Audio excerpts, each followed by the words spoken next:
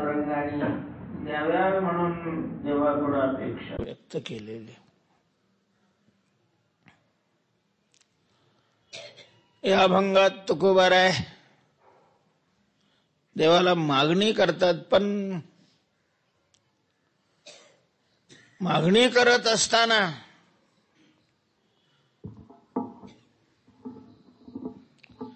खरंच सावध होऊन मागणी करतायत. हवा सव्वा अशा प्रकारची तुकोबाराय मागणी नाही करत. मागणी तशी मागणी करण्याची वेळ कोणावर येऊच नाही महाराज. मागणं हे चांगलंच नाही. तुका म्हणे करी ब्रह्मांड ठेंगणे हात पसरी जिने धिगत्याचे. तुकोबाराय म्हणतात ब्रह्मांडाला ठेंगणं करण्या एवढाही मोठा असला, पण जर हात पसरीत असला तर त्याचं जीवन हे धिक्कारणीय अशा प्रकारचं जीवन आहे. भगवंतानी कोणावरच मागण्याची वेळ येऊ देऊ नये. हे जरी खरं असलं तरीही प्रसंगानुसार नावेला जास्त मागावं लागतं. त्यामध्ये नाही दुसऱ्याला तर किमान देवाकडे तरी मागणी करावीच लागते.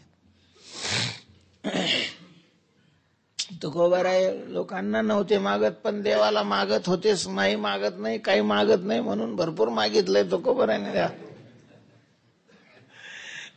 तुकोबारायांची ती हातवटी आहे.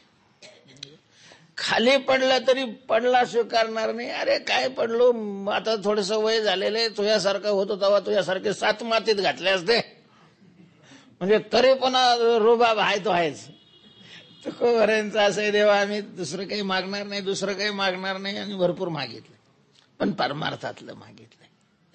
या हे अभंगामध्ये तुकोबाराय मागणी करतात, पण या अभंगात मागणी करत असताना फारच अशा प्रकारची सावधगिरी तुकोबारायांनी बागळलेली आहे. मागणी करणाराने थोडस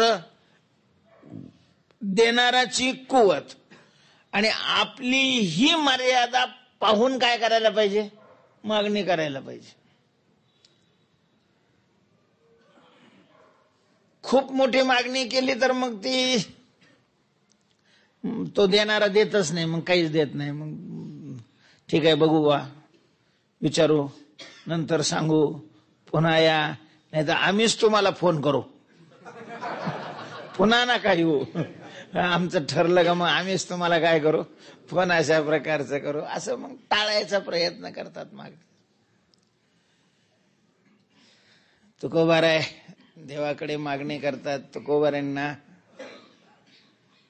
संतांच्या संगतीत राहायचंय, संतांची सेवा करायची आहे, संतांचं सेवक बनायचंय.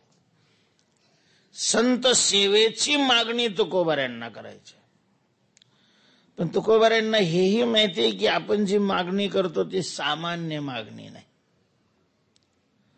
संतांची सेवा करण्याकरता संतांची भेट व्हावी लागेल, संतांचं सानिध्य प्राप्त व्हावं लागेल. त्यावेळेला आपल्याला काय करता येईल, सेवा करता येईल. आणि संतांची भेट होण्याकरता अगणित पुण्य लागतं, अनंत पुण्य कोट्यानुकोटी. रोकड्यालाही जती पाठोपाठी तै होय भेटी, हरिप्रियाची निष्कामता निज दृष्टी. थोडं थोडं पुढं सरकून घ्यावं मला वाटतं. थोडं थोडं सरका, मध्ये लगेच जागा का सरका. नुसतं हल्ल्यासारखं नका करू, खरंच सरका. तसे ऍक्शन नका करू, फोटो काढ. तर जगात ज्या दुर्लभ वस्तू आहेत त्यामध्ये दुर्लभतम वस्तू जर कोणती असेल तर संत भेट आहे.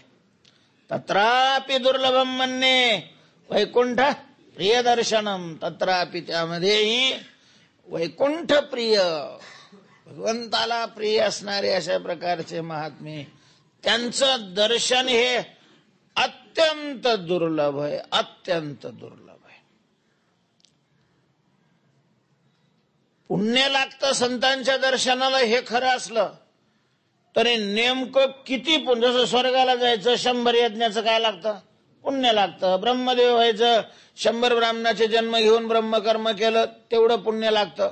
म्हणजे असे बाकीच्या साध्याच्या प्राप्तीकरता जे पुण्य साध्य अशा प्रकारची ठिकाण आहेत, तर त्याला पुण्याचं माप सांगितलेलं आहे.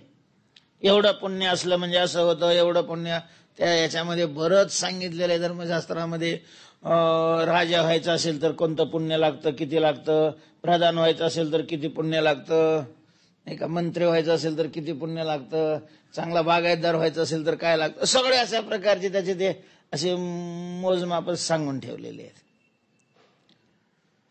तसं संत भेटी करता पुण्य लागतं. ज्यांना ज्यांना संत भेट झालेली आहे त्यांनी सगळ्यांनी संत भेटीचं कारण सांगत असताना पुण्याकडे काय दाखवलेलं आहे, बोट दाखवलेलं आहे. पण नेमकं किती पुण्य असल्यानंतर संतांची भेट होते या बाबतीत मात्र सगळ्यांनी कानावर हात ठेवलेले. कोण पुण्य कोणा गाठी, कोण पुण्य जशी ऐशी याची भेटी, अशा प्रकारच्या महात्म्याची भेट होण्याकरता कोण पुण्य लागतं. कोण पुण्य यांचा होईन सेवक, जिही द्वंद्वाधिक दुराविले. कोण, या कोण शब्दाचे 2 अर्थ आहेत, संख्यावाचक आणि गुणवाचक. विशेषण, कोण हे विशेषण आहे, विशेषणाचे 2 प्रकार असतात, संख्यावाचक विशेषण, संख्या विशेषण आणि गुण विशेषण. तर इथं म्हणजे नेमकं कोणत्या दर्जाचं पुण्य असल्यानंतर संत भेट होते हेही सांगता येत नाही, आणि संख्येनं किती पुण्य असल्यानंतर संतांची भेट होते हेही सांगता येत नाही. म्हणून नाथ महाराजांनी थोडस सांगण्याचा प्रयत्न केलेला आहे. निष्कामता निजदृष्टी, ते पुण्य कसं असावं, निष्काम असावं आणि आत्मसाक्षात्कार व्हावा म्हणून केलेलं असावं, निजदृष्टीचं असावं, निष्काम असावं. किती असावं, बस अनंत असावं आणि त्याला कोटीनी गुणावं, नंतर कोटीनी गुणावं. अनंत पुण्य कोट्यानुकोटी, एकतर पुण्य अनंत पुण्याचं 1 गाठोडं आणि अशा कोटी गाठोडे, नाही अनेक कोटी गाठोडे, हे काही सांगणं झालं होय. म्हणजे खूप मोठं पुण्य लागतं, देवाची कृपा लागते, त्यावेळेला संतांची भेट होते. हो अवघड आहे संत भेटी तरी जगजेठी करुणा, जगजेठी करुणा केली तरी संतांची भेटी सुलभ होय, अन्यथा नाही होत. म्हणजे मागणी अगदी साध्या शब्दात आहे, पण जे मागितलंय ते सामान्य नाही मागायचं ना तुकोबाऱ्यांना. मग मागितलंय तर तेच, पण असं वाटलं की ऐकणारालाही वाटावं काहीतरी क्षुल्लक मागितलंय वर देऊन टाकावं, ज्याला मागितलेलं आहे त्यालाही असं वाटावं. म्हणून संतांचा सेवक, संतांची भेट असं नाही म्हणत तुकोबार आहे.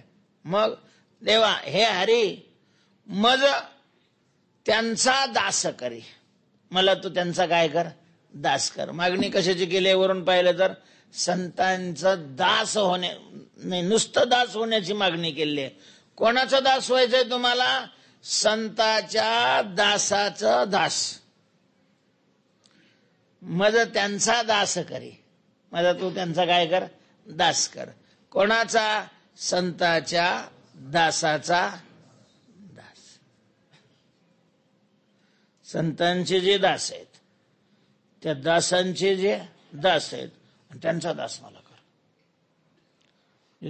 संत, संताचे दास 2री पिढी, त्यांचे दास 3री पिढी आणि 4थ्या पिढीत मला ठेव. संतापासून 4थ्या नंबरला जरी असलं चालेल, मला काही हरकत नाही. संतांच्या दासाच्या दासाचं दास कर. मज दास करी त्यांचा, संताच्या दासाच्या दास.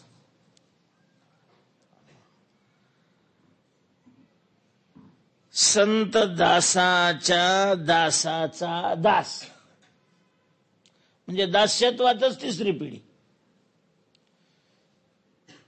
संतांचे जे दास आहेत, त्या दासाचे जे दास आहेत, आणि त्यांचाही मला काय कर, दास अशा प्रकारचा कर. किती सहज वाटतं बरं. पण इतकी सहज मागणी तुकाराम महाराज करतील का?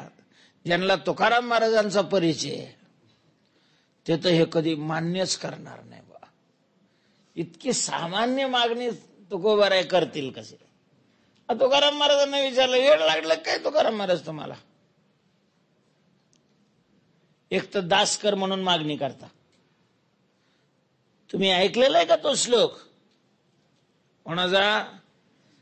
व्यासाने लिहिलेला आहे. म्हणतात, जीवंतोपि मृता पंचहा. 5 जण हे जिवंत असले तरी मेलेलेच असतात. असे कोण? तर त्याच्यामध्ये काय कोण येतो? एक दास, नित्यसेवक. हा नित्यसेवक दासच असतो. ठराविक महिन्याला, आठवड्याचा सेवक तो नौकर असतो, दास नसतो. दास वेगळा आणि नौकर वेगळा. शासनाची नोकरी करण्याकरता पैसे देतात तर नोकरी लावून घेतात. दास्यत्व नाही, ते काय आहे? नोकरी आहे.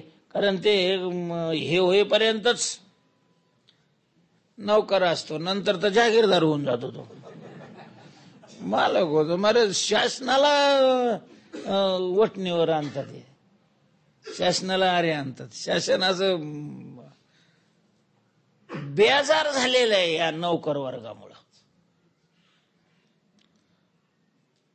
कमी करता येत नाही, कमी केलं की कोर्ट.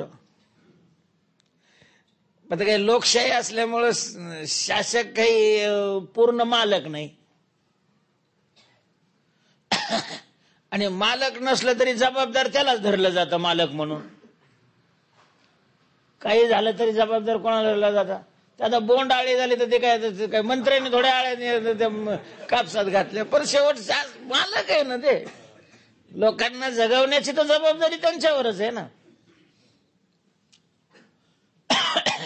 आणि म्हणजे असंघटित आहे, त्यांना मग करता येतं कसं बी. थोडंफार थातूर मातूर दिलं काय, थोडस देऊ म्हणलं काय, अमकं केलं काय, थमकं केलं काय, चालत जातं. पण हे नौकर वर्गाच्या संघटना आहे, कारण हे अल्पसंख्य आहेत.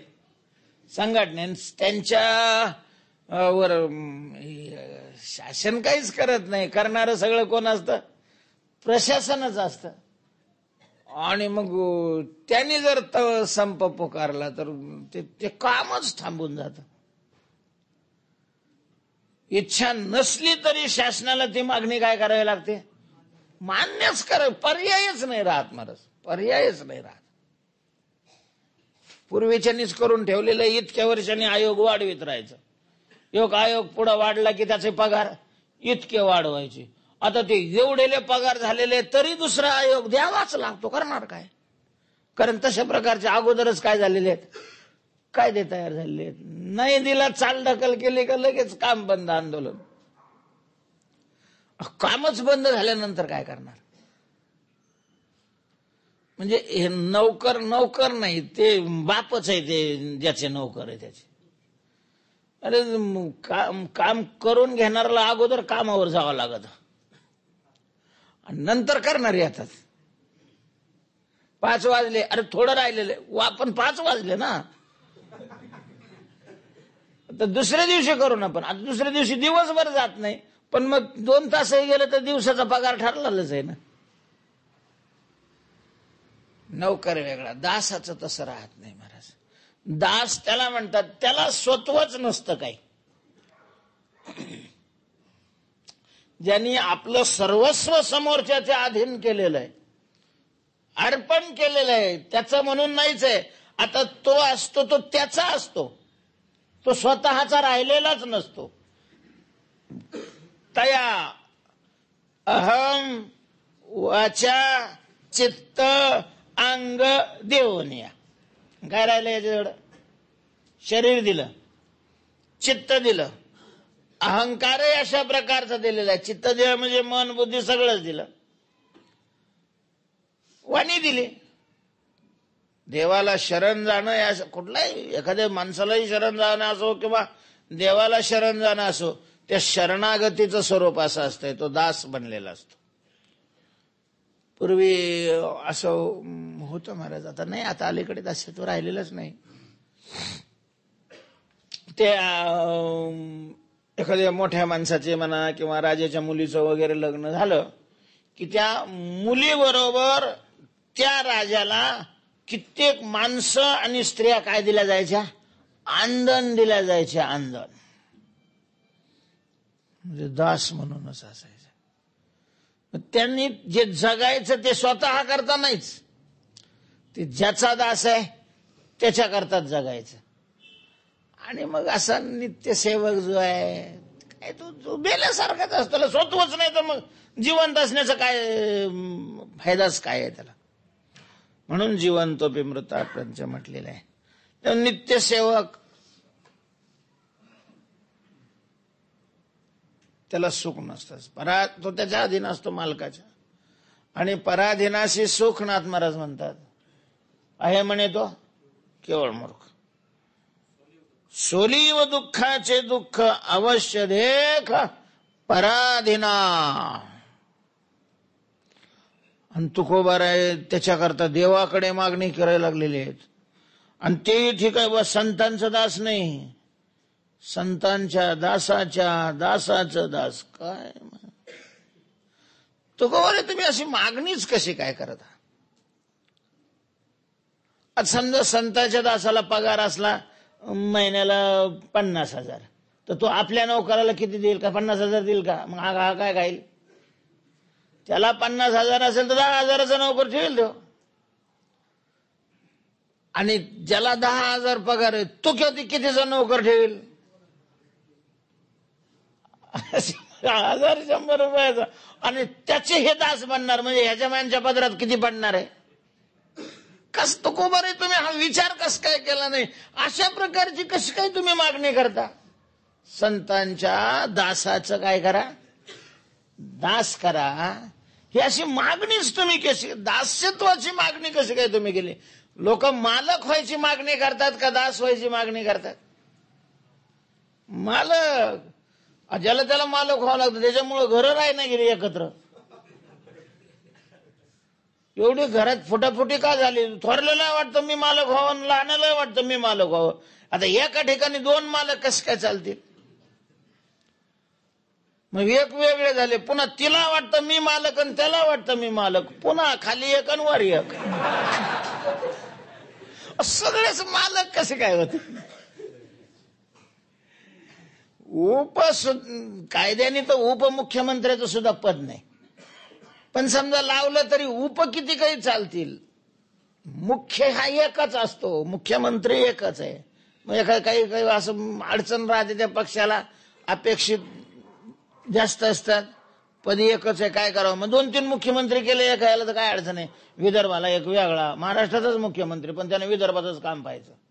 एक मराठवाड्याचा एक मुख्यमंत्री, एक पश्चिम महाराष्ट्राला एक मुख्यमंत्री, एक मध्य महाराष्ट्राचा, असे 5-6 मुख्यमंत्री. असं नाही करता येत. मुख्यमंत्री काय असतं, एकच अशा प्रकारचा असावा लागतो. तेव्हा तुकोबार आहे, तुम्ही अशी मागणी कशी केली ज्यामध्ये नुसतं दुःख अशा प्रकारचं आहे, आणि तेही पुन्हा पर संतांचे दास, पुन्हा त्यांचे दास, आणि त्यांचा तुम्ही दास. मुळात संत हे सुद्धा काय दासच ना, देवाचे संत दास. आणि हे पुन्हा दासाचे दास म्हणून मागणी, अशी मागणी तुम्ही केली कशी? असा प्रश्न तुकोबार यांच्यावर केला. पण मी पहिल्यांदाच सांगितलं की मागणी कुणी केलेली आहे? तुकाराम महाराजांनी केलेली आहे. तर ही मागणी सहजासहजी असू शकत नाही. महाराज तुकोबार म्हणतात, आता काय करता मग? मी म्हणलं संत कर मला, तर करणार आहे का देव? देव म्हणेल अय संत कर. संतांच्या पोराला तो संत नाही करत, तर आपल्यासारख्याला तो लगेचच कसं काय संत करेल? संताचे ते आप्त नव्हते संत.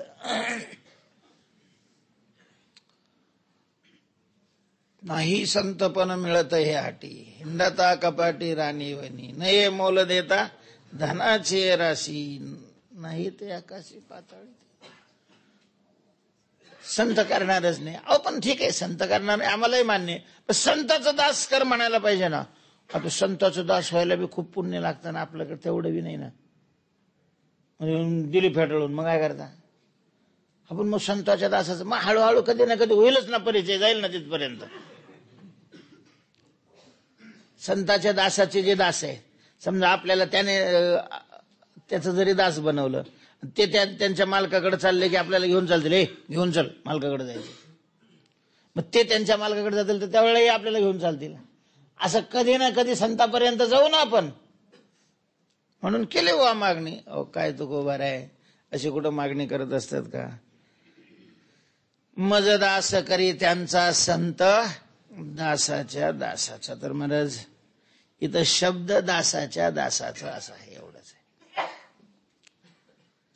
नाहीतरी काय हे सगळी मोठी माणसं आहे ना, विद्वान माणसं, हे नुसतं शब्दाचाच खेळ करतात.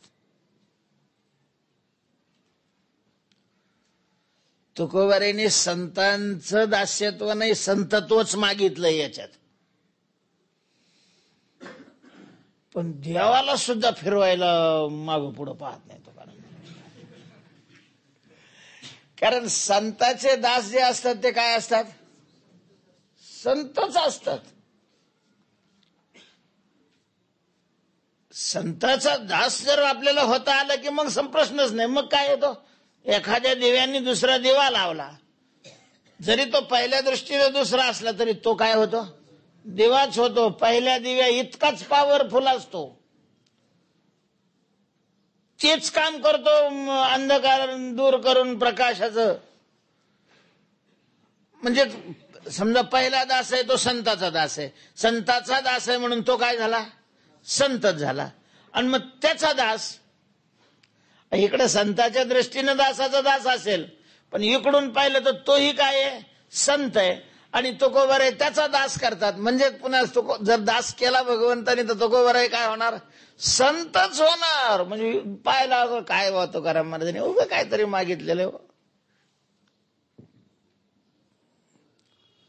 दासाच्या दासाचा दास. पण संतांचा दास हा संतच असतो, इतकाही कमी नसतो, एवढा सुद्धा. मग तो कसाही दास असला तरी मला संतांचं दास्यत्व हा घटकच अतिशय श्रेष्ठ आहे. संतांची सेवा, सद्गुरूची सेवा, ज्ञानोबांच्या भाषेत सांगायचं तर अघविया दैवा जन्मभूमी हे सेवा. जे ब्रह्म करी जीवा शोच्याते. शोकग्रस्त असणाऱ्या, दुःख भोगणाऱ्या, रडणाऱ्या, जन्म मरणच्या चक्रामध्ये फिरणाऱ्या, कर्माचं ओझ डोक्यावर असणाऱ्या, सुखाची भूक घेऊन सतत अशा प्रकारचं वावरणारा जो जीव आहे, त्या जीवाला जर हे माध्यम त्याच्या पुण्याईनं सापडलं, संतांची सेवा. हो म्हटले तिथं गुरुची सेवा मानलेली आहे, तुम्ही संतांच्या सेवेचं सांगू राहिले, काही आहे का तुमच्या काही, नाही, माफ करा. पण गुरु हे कोण असतात, संतच असतात. ते संत नसतील तर मग गुरु नाही, मग ते गुर नसता अधिक. तेव्हा गुरु होण्याकरता ही लायकी लागते, कोणी नाही गुरु होत. एक जण म्हणला, हो मला चेला बनवा म्हणे, मला शिष्य बनवा तुमचा. त्यांनी सांगितलं, अरे बाबा आमच्याकडे भरपूर शिष्य आहे, आता नाही आम्ही शिष्य बनवू शकत, शिष्य खूप आहेत. म्हणलं फार आहे. म्हणलं मग गुरु बनवा, काहीतरी बनवा ना. नाही शिष्य बनवते, तुम्हाला शिष्य बनवायला अडचण आहे, गुरु बनवा, का मला काहीतरी बनवा. शास्त्रात स्पष्ट सांगितलेलं आहे, जो श्रोत्रिय आणि ब्रह्मनिष्ठ आहे तोच गुरुपदाला लायक आहे. सद्गुरू दुसरा कोणी होऊच शकत नाही. मंत्रतंत्र उपदेश ते घरोघरी आहे ती गुरु आई ते, जो शिष्या ते मेळवी सद्वस्तू ते, श्रीकृष्ण त्या ते सद्गुरु माने. सद्गुरु कोणी नाही होऊ शकत.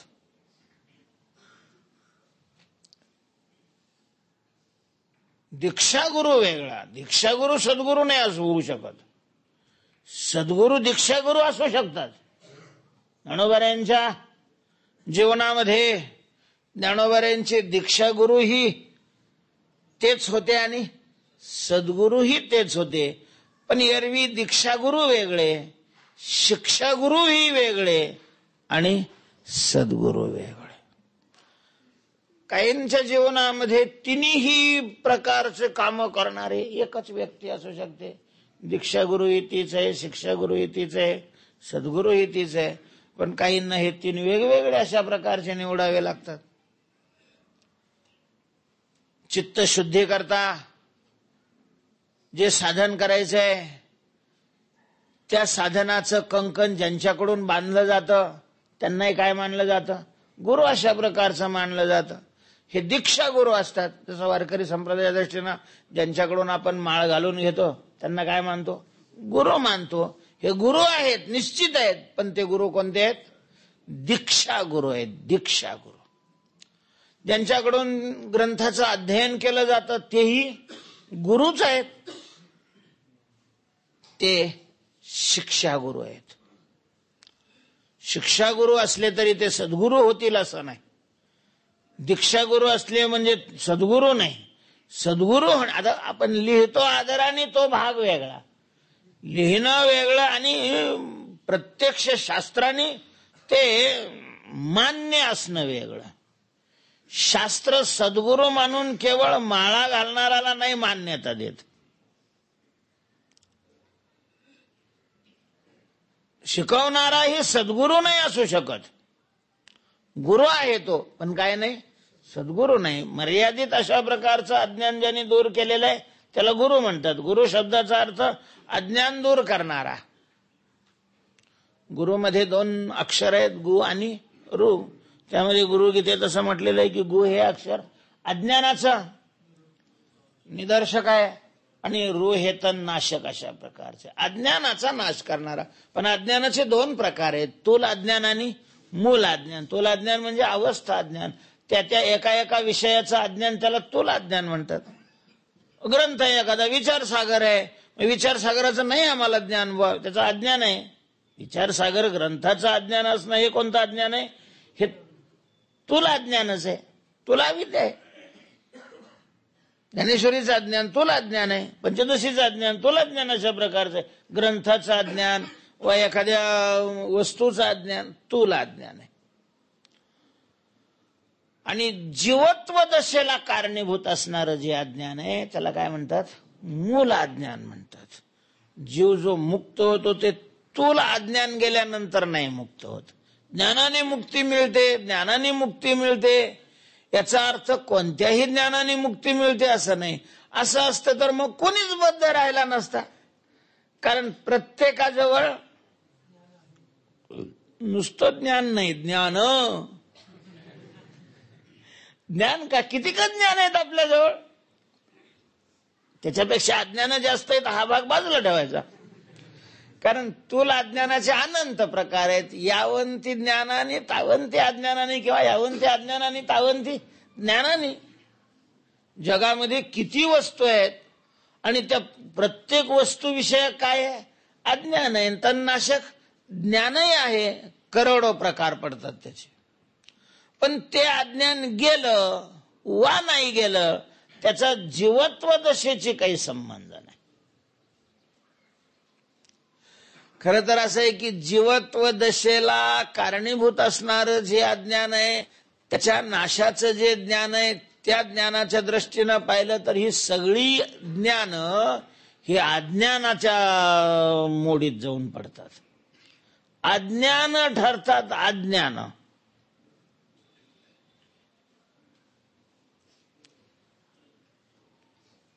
अज्ञान अध्यात्मज्ञानाच्या दृष्टीनं इंजिनियर, संगणक शास्त्रज्ञ, वकील हे सगळे हे चांगले अज्ञानी.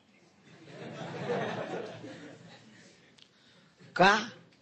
तर त्यांना आपल्याला कळत नाही हे बी कळत नाही, म्हणजे डबल अज्ञानाने संपन्न आहेत. हे ज्ञानी आहेत, अवस्था ज्ञानाने संपन्न आहेत. तुला अज्ञान दूर करणारं ज्ञान आहे. एखाद्या शाखेचं ज्ञान असतं. वृक्षाची एखादी फांदी मोडली म्हणजे वृक्ष नाही उन्मळून पडत.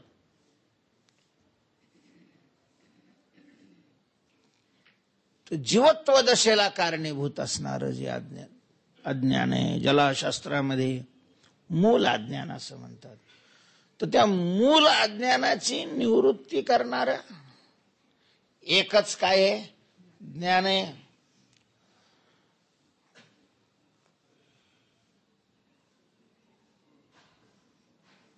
आणि त्या ज्ञानाने जो संपन्न आहे तो सद्गुरू असतो. म्हणून शास्त्रामध्ये ब्रह्मनिष्ठ शब्द वापरलेला आहे. ब्रह्मनिष्ठ त्याचा अर्थ करत असताना म्हणलं ब्रह्मात्मैक्य बोधामध्ये निमग्न असणारा. शब्दज्ञानही असलं, त्याच्यात वृत्ती जर स्थिर नसेल, आरूढ झालेली नसेल, तर तोही ब्रह्मनिष्ठ नाही. ब्रह्मनिष्ठ अशी रस्त्यावर नाही पडलेली. पुस्तकं शिकलं, सांगता आले म्हणजे ब्रह्मनिष्ठता नाही प्राप्त होत. ब्रह्मनिष्ठ होण्याकरता वृत्ती ही तदाकार होणं गरजेचं आहे. ब्रह्मनिष्ठ तुकोबाराय म्हणतात, ब्रह्मनिष्ठ स्वतःला म्हणवत असेल किंवा असेल आणि त्यांनी जीव म्हणून एखादी काडी जरी मोडली, ब्रह्मनिष्ठा काडी जरी जीवा नावे मोडी, तया घडली गुरु हत्या, गेला उपदेश तो मिथ्या. तेव्हा सद्गुरू होण्याकरता ब्रह्मनिष्ठ असावं लागतं. आणि ग्रंथकाराचं जर असं म्हणणं आहे, ब्रह्मनिष्ठ असला तरी तो मुक्त आहे. नुसता ब्रह्मनिष्ठ असला म्हणजे सद्गुरूला होण्याला लायक नाहीये, पुन्हा त्याचं शास्त्राध्ययन झालेलं असलं पाहिजे. कारण शिष्याला येणाऱ्या शंका, त्या शंका दूर करता आल्या पाहिजेत. आणि ते दूर करता येण्याकरता मग शास्त्राचं काय व्हावं लागतं? अध्ययन व्हावं लागतं. शास्त्राचं अध्ययन केलं की मग जरा बुद्धी चावरी बनते. मग तो शंका घेणारा कोणत्या भूमिकेतून शंका घेतो लगेच लक्षात येतं आणि त्याची ती शंका दूर करता येते. म्हणून तो श्रोत्रिय असावा, ब्रह्मनिष्ठ असावा आणि पुन्हा आपल्या ठिकाणी असणारं ज्ञान दुसऱ्याला देऊन त्याला मुक्त करण्याची दया त्याच्या ठिकाणी असावी लागते, कळकळ असावी लागते. म्हणून कृपाळू. तेव्हा शिक्षागुरू असला, दीक्षागुरू असला तरी तो सद्गुरू असेलच असं नाही. आणि मग जो ब्रह्मनिष्ठ असतो त्यांना संत म्हणतात. आत्मज्ञाने चोखडी, शुद्ध आत्मज्ञानाने जे संपन्न आहे ते संत आहेत. म्हणजेच ब्रह्मनिष्ठ जे आहेत ते संत आहेत. आणि ब्रह्मनिष्ठ गुरु होतात. गुरु हा शब्द सापेक्ष आहे, संत हा सामान्य शब्द आहे. कुणी ब्रह्मनिष्ठ महात्मा संत असतो, गुरु नसतो. त्याला गुरु होण्याकरता कुणीतरी काय लागतो? चेला लागतो. चेल्याच्या सापेक्ष, शिष्याच्या सापेक्ष गुरु शब्द आहे. एरवी तो संत आहे. म्हणून संत हे गुरु असतात. संत असल्याशिवाय कोणीही गुरु होऊ शकत नाही. म्हणून ज्ञानोबांनी ज्ञानिनः तत्वदर्शिनः या पदाचं विवेचन करत असताना एकच शब्द वापरलाय, संत. ते ज्ञान पैगा भरवे, जरी मनी अति जाणावे आणावे, काय जसा पाठ असेल तसं, तरी संताया भजावे. संताया हे संता हे पद आहे. ज्ञानिनः तत्वदर्शिनः त्याचा अर्थ स्वरूप आहे. देवाला दोन शब्द वापरावे लागले. तुकोबारायांनी ज्ञानोबारायांनी एकाच शब्दामध्ये त्या दोन्हीचा अर्थ अशा प्रकारचा समाविष्ट केलेला आहे. तेव्हा कोणी संत नाही होऊ शकत. तर कशा करता मी हा विषय सांगितला की संत सेवा हा घटक अत्यंत श्रेष्ठ आहे. महाराज, ज्याच्या भाग्यात आहे ती सेवा, ज्यांनी सेवा केलेली आहे, जगातली सगळी भाग्य त्याच्या गळ्यात येऊन माळ टाकतात. अगविया दैवा जन्मभूमी हे सेवा. म्हणून संतांची सेवा मागितली असती तर देवानी दिली नसती. म्हणून बुवा आम्हाला संत सेवा काय आम्ही मागत नाही, पण संतांचे जे दास आहेत, त्यांचे जे दास आहेत, त्यांची सेवा आम्हाला करायला द्या. त्यांचा आम्हाला काय बनवा, दास बनवा. अशा प्रकारचा शब्द प्रयोग तुकोबारायांनी केलेला आहे. मज दास करी त्यांचा संत दासाच्या दासात. आपण दास्यत्व कसं काय मागितलं? दास होणं म्हणजे हाताने गड्ड्यात उडी टाकणे ना, परतंत्र होणे, पराधीन अशा प्रकारचं होणे. तुकोबाराय म्हणतात तसं नाहीये. संसाराचा दास होणं हे पराधीनतेचं लक्षण आहे. आणि त्याचेच आपल्याला जास्त संस्कार असल्यामुळे अशा प्रकारची शंका करतो आपण. संसाराचा दास होणं म्हणजे तुकोबारायांनी सरळ सरळ त्याला उपमा दिलेली आहे. कारे दास होशी संसाराचा खरं.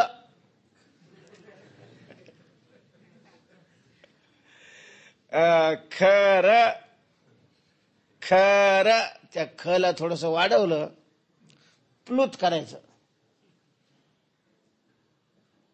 उच्चारामध्ये 3 प्रकार असतात, ऱ्हस्व, दीर्घ आणि प्लुत. थोडक्यात उच्चारला की ऱ्हस्व झालं, थोडस द्विमात्रक केलं की दीर्घ झालं, त्रिमात्रक केलं की मग काय झालं, प्लुत झालं. तर ते खर खरं गाढव असा त्याचा अर्थ होतो. मग ते दुःखच अशा प्रकारे. हे तसं नाहीये. संतांचा सेवक होणं म्हणजे जरी पराधीन आहे अशा प्रकारचं दास या शब्दावरून वाटत असलं तरी तिकडची सरणी इकडं नाही चालत. हे कसं आहे, हे म्हणजे वैद्याच्या खाण्यासारखं आहे. रामकृष्ण भाऊ नेहमी दृष्टांत द्यायचे आणि त्यांची आठवण म्हणून त्यात तो विषय आला की आपण देत होते. श्रीगुरूंचं स्मरण होतं त्या निमित्ताने. दिवाळीचे दिवस आणि सिटीत राहणारा, पाव बटरचा नाश्ता करणारा तो सासरवाडीला आला दिवाळीत. अख्खं गाव एकाच भावकीच. त्याच्यामुळं सगळ्या गावाचाच तो काय झाला, जावाई पाहुणा झाला. एरवीही पाहुणा आल्यानंतर माणसं म्हणजे अजून तरी चहा पाण्याला सिटीत नसले बोलावत तरी खेड्यापाड्यामध्ये पाहुणे आले त्यांना बोलून आणवा. सकाळी सकाळी 10-5 घरी तरी त्याला फिरावंच लागतं.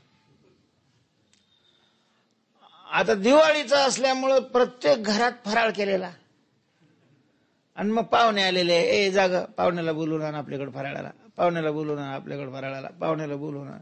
हे पाव खाणार काही काहीचा स्वभाव भीडग्रस्त. महाराज फार भीडग्रस्त असणं चांगलं नाही, मग दुःख भोगावं लागतं. तो काय म्हणे, भीड खोटी. तो गोवाने म्हणतात भीड चांगली नाही, भीड खोटी आहे. लाभ विचाराचे पोटी. विचार करावा, योग्य असेल तर हा म्हणावं, नाही तर सरळ अगदी मराठी भाषेत नाही असं म्हणून सांगावं. कारण त्याचा आपल्यावर प्रेम आहे म्हणून तो आग्रह करतोय. त्याला माहिती नाही की आपल्याला त्याच्यामुळे काय होतं, त्रास होतो, तर त्याला सरळ नाही म्हणून सांगावं. आता हा भीडग्रस्त माणूस, अहो मला पोट भरलेलं आहे, नको, नाही आम्ही काही जास्त नाही, थोडं थोडंच खा. एकच अनारसा, एकच लाडू. आता महाराज ते खेड्यात घरगुती लाडू 1.5 किलोचा एक एकच करंजी, थोडी शेव, थोडा चिवडा. ते थोडं थोडं म्हटलं तरी ताट भरायचं. दिवसभर चरत राहिला. ते काय सगळे डाळीचे पदार्थ, तळलेले, सगळंच जड अन्न. वाजवीपेक्षा जास्त खाल्लं. याला ती तशी सवय नाही. रात्री आणि त्याच्यात पुन्हा तिकडं लाईट नाही.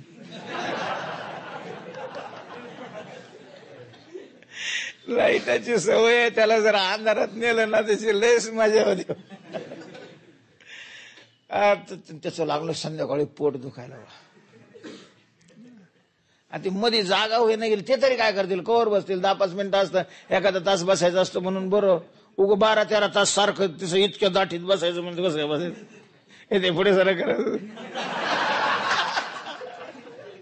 ते लागले आत गुद्दागुद्दी करायला, हा लागला गडबडाला वळायला. घरचे घाबरले सगळे. एकाने पळत वैद्याकडे गेला, त्यांना घेऊन आला. ते वैद्याने तिथंच विचारलं काय काय होतं नेमकं. काय त्यांचं पोट लय दुखायला लागले. आता काय दिवाळीचं सण आहे, पाहुणा आहे, पोट दुखायला लागलं म्हणजे काय दुसरं कारण असणार आहे. पण त्याला माहिती होतं की खाण्यात कमी जास्त आलं बुवा, ते खाल्लेलं निचरा व्हायचं, त्यांनी औषध घेऊनच आला. पण मग लगेच औषध दिल्यावर मग माणसं पैसे जास्त देत नाही. त्याच्यामुळं आता त्यांनी एवढे मोठे बिल्डिंग बांधून ठेवलेले असतात, आणि ते कसं काय एवढं सरळ सरळ नुसते 4 आणि 2 रुपये घेऊन मग कसं काय त्याचं कसं काय वागायचं. त्याच्यामुळं मग ते सगळा फार्स करावा लागतो. झोपला की 100 रुपये झाले वसूल. समजा नुसता जरी पडला तरी 100 रुपये. हात लावणार, ते असं ते कानात घालणार, घ्या श्वास सोडा, घ्या श्वास सोडा, घ्या श्वास सोडा. त्यालाही माहिती नसतं हे काही नाही, याचं काही काम नाही, कारण पण हे सगळं तसं करावंच लागतं. माहिती असते सगळी आपली डायरी मोकळे, तरी मग कधी आहे बा किती आहे. डॉक्टरच काय आता आपल्या लोकांचं नाही का तसंच. चष्मा आण रे, तिकडून डायरी आणलं, इथं त्याच्या डोंगणाखाली डागरे तरी त्याला जाऊ दे ना.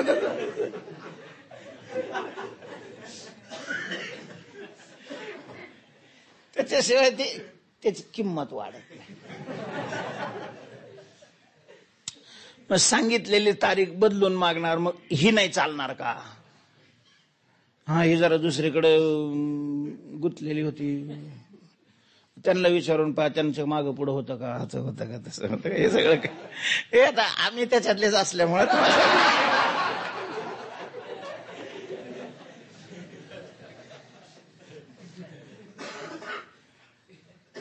ते वैद्य गेला, त्यांनी ते सगळं पाहिलं आणि सांगितलं डॉक्टर काळजी करू नका.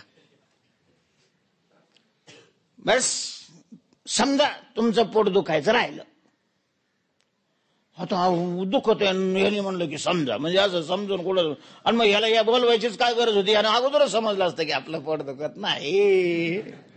असं समजून कसं काय ते समजायचं. बसलं की काढले मग त्यांनी ती औषध. डॉक्टर बा जवळ बा, जरा उठून बसा, पाण्याना. ते ताट आणून ते ताटात औषध, त्यांनी ते ताट पाहिलं की असं डोकंच उठलं. कारण त्यालाही माहिती होतं ना हे ताटाने सगळं इथपर्यंत आणलं आपल्याला म्हणून. ते म्हणे आता गावातल्याच कमी होतं, तर ह्या वैद्याचं काय झालं. ते एवढं खा म्हणलं की त्यानं गचुरच धरलं त्या वैद्याचं. बाकीचे सगळेच घाबरले. त्यांनी असं काय करायचं. ती म्हण तुला वैद्य कोणी केलंय. काय झालं, काय झालं काय म्हणजे माझ्या पोटाची ही जी झाली हे खाण्यामुळे झाली, आणि पुन्हा मला खायला सांगतोस. मग डॉक्टरनी सांगितलं, वैद्याने सांगितलं, जावई बा हे पाहुण्याचं नाही आहे खाणं, खाणं आहे, पण हे पहिलं जे खाल्लेलं आहे त्याला बाहेर काढेल, आणि हे काय होईल बाहेर निघेल. तसं संतांचं दास्यत्व आहे. हे दास्यत्व असं आहे की पहिले आपण ज्याचे दास आहे त्या दास्यत्वातूनही मुक्त करेल, म्हणजे संसाराच्या दास्यत्वातून मुक्त करेल, आणि स्वतः काय होईल निघून जाईल, सगळ्यातून मुक्त करणार असं हे दास्यत्व आहे. म्हणून तुकोबाराय मागणी करतात, देवा मज दास करी त्यांचा, संत दासाच्या दासाचा दास करा. बस तुम्ही एवढी मागणी करा, तुम्हाला पुन्हा मागणारच नाही मी काय.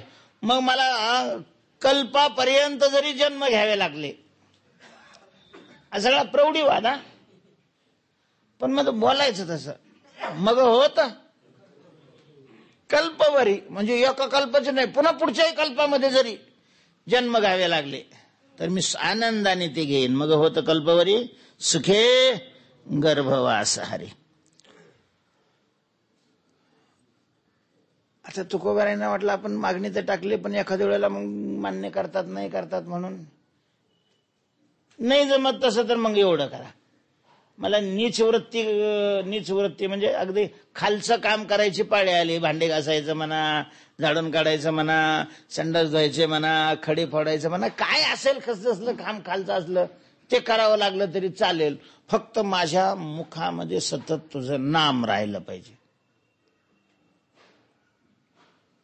अशी वेगळी मागणी म्हणा, वैकल्पिक. किंवा दासत्व हे काम निकृष्ट आहे. मग काम जरी निकृष्ट असलं तरी संतांच्या संगतीत तेथे रामनाम मला सहज सहज चिंतन घडतं. साधू संतांच्या संगतीमध्ये सहज घडतं. एकटं असलं की अट्ट्यापिट्टा करून करावं लागतं आणि संतांच्या संगतीमध्ये सहज अशा प्रकारचं घडतं. नीच वृत्ती काम परिमुखी तुझे नाम, मुखात सतत तुझं नाम राहील. देवा,